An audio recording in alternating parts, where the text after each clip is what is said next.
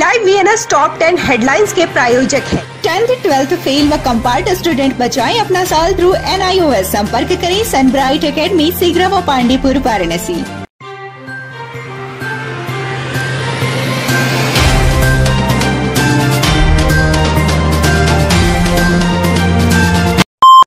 शहर बनारस में क्रिसमस की धूम है। आज रात प्रभु यीशु के जन्म के बाद से ही ईसाई समुदाय जश्न में डूब जाएगा। इसके पहले जहां चर्चों में सजावट और तैयारियां देखी गई, वहीं बाजारों में भी रौनक दिखाई दी। लोग क्रिसमस पर अपने घर को सजाने के लिए सामान, क्रिसमस ट्री, सेंटा टोपी और अन्य आकर्षक सामान खरीदते दिखाई दिए। खरीदारी कर रही युवती ने बताया कि हम क्रिसमस ट्री सजाने के लिए खरीदारी कर रहे हैं। इस बार क्रिसमस अच्छे से सेलिब्रेट होगा। वहीं एक अन्य युवा ने बताया कि कोरोना की वजह से 2 साल तक क्रिसमस का त्योहार फीका था, पर इस वर्ष खरीदारी करने लोग आ रहे हैं। इस बार की क्रिसमस बहुत अच्छे से सेलिब्रेट होगा, क्योंकि आप देख सकते हैं कि हर जगह लाइट्स वगैरह लगी हुई हैं, क्रिसमस ट्रीज भी हैं, तो इस बार लग रहा है कि अच्छे से होगा सेलिब्रेट। पूर्व प्रधानमंत्री भारत रत्न अटल बिहारी वाजपेयी एवं भारतीय क्रिकेट टीम के पूर्व कप्तान पद्मश्री अजीत वाडेकर की स्मृति में दिव्यांगजन क्रिकेट प्रतियोगिता 25 दिसंबर से होगी। इस बात की जानकारी काशी हिंदू विश्वविद्यालय के सामाजिक विज्ञान संकाय में एक प्रेस वार्ता में दी गई। विगत 4 वर्षों से काशी में हो रही दिव्यांगजनों की राष्ट्रीय क्रिकेट प्रतियोगिता T20 नेशनल दिव्यांग क्रिकेट टूर्नामेंट अटल अजीत मेमोरियल ट्रॉफी का आयोजन इस वर्ष काशी हिंदू विश्वविद्यालय के IIT मैदान में 25-26 दिसंबर को होगा। इस प्रतियोगिता में इस बार 3 टीमें गुजरात, उड़ीसा, उत्तर प्रदेश से प्रतिभाग करेंगे। अटल अजीत मेमोरियल ट्रॉफी दिव्यांगजनों की 2020 क्रिकेट प्रतियोगिता काशी हिंदू विश्वविद्यालय में हो रही है और इसमें जो पार्टिसिपेंट है उत्तर प्रदेश दिव्यांग cricket association, all India cricket association for physically challenge. तो ये दिव्यांग जो भारत सरकार की दिव्यांग सशक्तिकरण की योजना है, उस योजना के तहत ये कार्यक्रम है और मेरा सौभाग्य है कि काशी हिंदू विश्वविद्यालय में ये कार्यक्रम तब हो रहा है जब 25 तारीख को पंडित मदन मोहन मालवीय का जन्म दिवस है। अटल बिहारी वाजपेयी जी की स्मृति में इसलिए हो रहा है कि अटल जी पहले व्यक्ति थे इस देश में जिन्होंने दिव्यांग आयोग का गठन किया 1998 में, और कुशाभाऊ ठाकरे उस आयोग के पहले अध्यक्ष थे। लेकिन बाद में जब कांग्रेस की सरकार मनमोहन सिंह की आई तो उन्होंने इस आयोग को भंग करने का काम किया। आदमपुर थाना अंतर्गत कजाकपुरा रेलवे लाइन पर बन रहा है 1266 मीटर लंबे ब्रिज का काम तेजी से चल रहा है। इसके बन जाने से रेलवे क्रॉसिंग पर जाम की समस्या समाप्त हो जाएगी, पर राज्य सेतु निगम इस कार्य में लापरवाही करता दिखा। शुक्रवार सुबह ओवरब्रिज पर बिना किसी सुरक्षा इंतजाम किए ही वहां से भारी लोहे की चद्दरों को क्रेन की मदद से रखी जा रही थी। न तो उस वक्त वाहनों के आवाजाही पर रोक लगाई गई और न ही कोई बैरिकेडिंग की गई, जिससे भयानक दुर्घटना भी हो सकती थी। कुछ साल पहले कैंट क्षेत्र में लापरवाही के चलते ओवरब्रिज गिरने से एक बार भयानक हादसा पहले ही हो चुका है। इसके बाद भी राज्य सेतु निगम सतर्क नहीं दिख रहा। तो ये इमरजेंसी है, मान लीजिए कि काम हम लोगों का देना है, जल्दी से जल्दी बिजली विभाग कह रहा है कि जल्दी से जल्दी अपना काम शिफ्ट करा लीजिए, अपना सामान हटा लीजिए, तो हम लोग अपना सामान हटा के शिफ्ट कर रहे हैं। इसी तरह से ही कैंट पे भी इस बहुत बड़ी दुर्घटना हुई थी, जिसमें सैकड़ों लोगों की जान गई थी। यदि यहाँ पे किसी तरह की दुर्घटना हो जाती तो उसका जिम्मेदार कौन होगा? नहीं, तो इसीलिए तो हम लोग 5-6 बजे से लगे हैं ना कि सुबह में हो जाएगा। काफी ज्यादा भीड़ हो जाती है, एक वजह से नहीं काम कर पाते हैं और बंद कर दिए, अब काम बंद हो गया। लोकतांत्रिक जनवादी पार्टी के स्थापना दिवस समारोह पर पहुंचे आम आदमी पार्टी के राज्यसभा सांसद संजय सिंह ने भाजपा सरकार पर जमकर हमला बोला। हाल ही में कुछ बड़े मीडिया संस्थानों में छपी खबर की वाराणसी प्रशासन ने श्री काशी विश्वनाथ धाम की कंसल्टिंग के लिए British consulting company Ernst and Young को कंसल्टेंसी के लिए हायर कर लिया है। पर संजय सिंह ने बड़ा आरोप लगाते हुए कहा है कि काशी के मंदिरों की देखरेख की जिम्मेदारी अब आप ब्रिटिश कंपनी को दे रहे हैं। अब अंग्रेज चलाएंगे यहाँ के मंदिर। सरकार धर्म के नाम पर धंधा कर रही है। ये पुराने मंदिर तोड़े गए, साधु संतों ने इसका विरोध किया। यहाँ की पुरातन पहचान, यहाँ के मंदिर, यहाँ की गलियां, आपको तो याद होगा जब आंदोलन हुआ था, मैं आया था उसमें, तब कहाँ थे मोदी जी? यहाँ के लोगों की पीड़ा सुनी उन्होंने जब उनके मंदिर तोड़े जा रहे थे, पुरानी लाइब्रेरी तोड़ी जा रही थी, यहाँ आंदोलन चल रहा था, उस टाइम में दिखाई दिए वो। तो इसलिए, और आप काशी के मंदिर के देख रेख की जिम्मेदारी ब्रिटिश कंपनी को दे रहे हैं। अंग्रेज चलाएंगे यहाँ के मंदिर, धर्म के नाम पे धंधा। रेल मंत्री अश्विनी वैष्णव गुरुवार को 2 दिवसीय दौरे पर वाराणसी आए।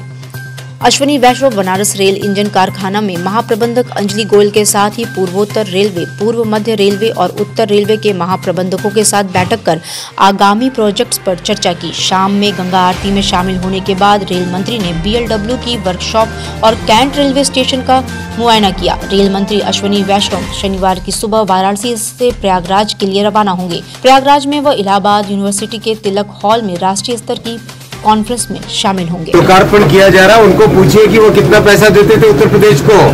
मैं कह रहा हूँ ना आपके सामने, मात्र 1100 करोड़। मोदी जी ने कितना दिया? 12,000 करोड़। चंदौली के बलुआ थाना के गुरेरा गांव स्थित दैत्रावीर बाबा मंदिर के समीप शुक्रवार की सुबह अज्ञात युवक का शव मिला। सूचना के बाद पहुंची पुलिस ने उसकी शिनाख्त कराने की काफी कोशिश की, लेकिन सफलता नहीं मिली। शव को कब्जे में ले लिया गया। शुक्रवार की सुबह गांव के लोग मंदिर की ओर गए तो खेत में शव पड़ा मिला। तत्काल इसकी सूचना पुलिस को दी गई। पुलिस ने ग्रामीणों और आसपास के लोगों के जरिए शिनाख्त कराने की कोशिश की। मृतक के पास कागजात भी नहीं मिला जिससे उसकी पहचान हो सके। मृतक के शरीर पर भूरे रंग की पैंट और क्रीम कलर की जैकेट है। पूर्व विधायक अजय राय ने केंद्र और राज्य की भाजपा सरकार पर किसानों के साथ छल करने और उनकी जमीनों को प्रशासन के बल पर हड़पने का आरोप लगाया। अजय राय ने कहा कि करखियाओं में जिस अमूल प्लांट का कल मोदी जी ने उद्घाटन किया उसमें सिर्फ 4 किसानों को ही मुआवजा मिला है, जबकि अभी कुल 101 किसानों को उनकी जमीन का मुआवजा नहीं दिया गया। बाबतपुर स्थित एक होटल में आयोजित पत्रकार वार्ता में पिंडरा विधानसभा से 5 बार के विधायक रहे अजय राय ने कहा कि मैंने ओरिजिनल डीड निकलवाया है जिसमें सारा कुछ बिल्कुल स्पष्ट रूप से लिखा हुआ है। अमूल दूध प्लांट के संदर्भ में हाई कोर्ट और सुप्रीम कोर्ट ने किसानों के हक में फैसला दिया है, जबकि इसके विपरीत सरकार ने बिना मुआवजा दिए पुलिसिया बल पर किसानों की जमीन को हड़प कर जबरदस्ती ये प्लांट लगवाया है। मुआवजा मिल रहा था, वो लोग कोर्ट चले गए और कोर्ट के नाते ये अभी भी उसमें ये कोर्ट में मामला विचाराधीन है। किसानों को भी मुआवजा नहीं मिला। कोर्ट ने निर्देश भी किया, ये सुप्रीम कोर्ट के ऑर्डर है। सुप्रीम कोर्ट ने ऑर्डर किया, उसके बाद सुप्रीम कोर्ट का ऑर्डर है कि जितने भी 4 किसानों को मिला है बाकी सारे किसान वंचित हैं, इनको मुआवजा दिया जाए। हाईकोर्ट द्वारा पीएम को चुनाव टालने के लिए भेजी गई चिट्ठी पर ओम प्रकाश राजभर ने कहा है कि भाजपा को अब हार का डर लगने लगा है, इसलिए ऐसी बातें हो रही हैं। वहीं पूर्व कैबिनेट मंत्री ने कांग्रेस पर निशाना साधते हुए कहा है कि उसने ही सबसे पहले सीबीआई और ईडी का उपयोग शुरू किया था, जिसके बाद उसका सूपड़ा साफ हो गया। अब भाजपा भी सीबीआई और ईडी का सहारा ले रही है। जिस तरह समाजवादी पार्टी के लोगों के यहाँ छापा पड़ रहा है उससे भाजपा की विदाई तय है। वाराणसी पहुंचे सुभाषपा के राष्ट्रीय अध्यक्ष ओम प्रकाश राजभर ने यहाँ मीडिया से बातचीत में ये बातें कही। ये गुजराती अमूल जो कंपनी है, ये गुजरात की कंपनी है। वो कंपनी आई मोदी जी जब नहीं आए थे, गुजराती लोग नहीं आए थे उत्तर प्रदेश में, तो 30 रुपया, 22 रुपया, 25 रुपया लीटर दूध मिलता था। अब दूध का रेट का हो गया 60 रुपया। अब किसका कमाई हो रही है? अमूल की कमाई हो रही है। फायदा पैसा किसको मिलेगा? चुनाव में मोदी जी को मिलेगा कि चुनाव लड़ो, हम अपना दूध का दाम बढ़ाओ। इसी नाते खोले हैं। नगर निगम के सामने शहीद उद्यान में शुक्रवार को नगर निगम और भाजपा पदाधिकारियों ने सफाई मित्रों का काशी विश्वनाथ धाम का महाप्रसाद और अंग वस्त्र के साथ ही साथ कंबल वितरण कर सम्मान किया। इस दौरान महापौर मृदुला जायसवाल ने बताया कि ये आयोजन सुशासन दिवस की पूर्व संध्या पर किया गया है। उन्होंने कहा कि आज हम सभी नगर निगम के लोगों और संगठन के पदाधिकारियों ने श्री काशी विश्वनाथ धाम के लोकार्पण समारोह के पहले चले स्वच्छता अभियान में शहर को 12 दिन में स्वच्छ और सुंदर करने वाले सफाई कर्मियों को सम्मानित किया गया है। इसमें सभी सफाई कर्मियों से यही उम्मीद की गई है कि वो आगे भी टीम बनकर कार्य करें और हमारा शहर साफ और स्वच्छ रहे। इस दौरान 100 से अधिक सफाई कर्मियों को सम्मानित किया गया। सफाई मित्रों को अभिनंदन और स्वागत करने के लिए और बहुत बहुत शुभकामनाएं देने के लिए कि उन्होंने इतना अच्छा काम किया। हम लोगों ने 5 तारीख को ये स्वच्छता का कार्यक्रम शुरू किया था और इन्होंने हमारे साथ कंधे से कंधा मिला करके 12 दिन में पूरे शहर को बहुत ही अच्छी तरीके से साफ सुंदर रखा। मैं इनका बहुत बहुत आभारी हूँ और एक निवेदन भी करना चाहती हूँ कि ये टीम हमेशा बनी रहे ताकि हमारा शहर हमेशा साफ रहे। डीएम की पूर्व अनुमति के बिना 31 दिसंबर को कोई भी सांस्कृतिक कार्यक्रम या न्यू ईयर पार्टी आयोजित नहीं की जाएगी। यदि कोई व्यक्ति बिना जिला मजिस्ट्रेट की अनुमति के आयोजन करता है तो उस पर 20,000 रुपए का अर्थदंड और 6 माह का कैद या दोनों से दंडित किया जा सकता है। प्रभारी सहायक आयुक्त वाणिज्य कर प्रभारी पूर्व मनोरंजन कर अधिकारी किरण ने बताया कि वाणिज्य कर विभाग के संज्ञान में यह तथ्य आया है कि अनेक होटलों एवं मैरिज लॉन स्वामियों द्वारा नव वर्ष 2022 की पूर्व संध्या पर 31 दिसंबर को सांस्कृतिक कार्यक्रमों के आयोजन किए जाने संबंधी तैयारियां की गई हैं।